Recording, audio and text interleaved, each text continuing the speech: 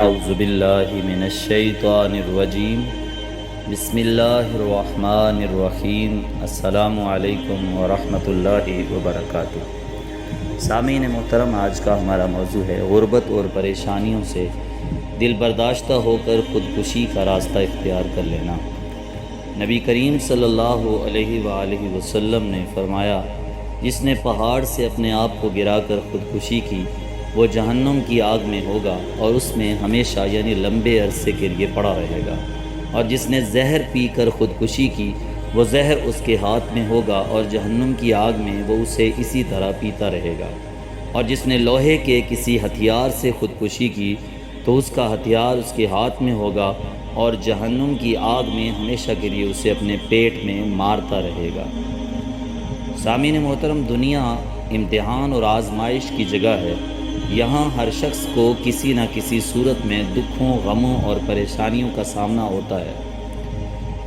انبیاء کرام علیہ السلام، خصوصاً سید الکونین جناب نبی کریم صلی اللہ علیہ وسلم کو اپنی زندگی میں سب سے زیادہ تکالیف اور مشکلات کا سامنا رہا۔ حالانکہ انبیاء کرام علیہ السلام روئے زمین پر سب سے زیادہ مقدس شخصیات ہوتی ہیں۔ لوگ غربت، فاقوں اور ناکامیوں اور پریشانیوں سے دل برداشتہ ہو کر خودکشی کا راستہ اختیار کرتے ہیں اور یہ سمجھتے ہیں کہ شاید اس طرح انہیں ان پریشانیوں سے راحت اور سکون مل جائے گا۔ حالانکہ مذکورہ بالا حدیث کے مطابق ایسے لوگ در حقیقت اپنی دنیا اور آخرت خراب کر رہے ہوتے ہیں۔ خودکشی کرنا دراصل کمزور ایمان اور اللہ تعالیٰ کی ذات پر بھروسہ نہ ہونے کی نشانی ہے۔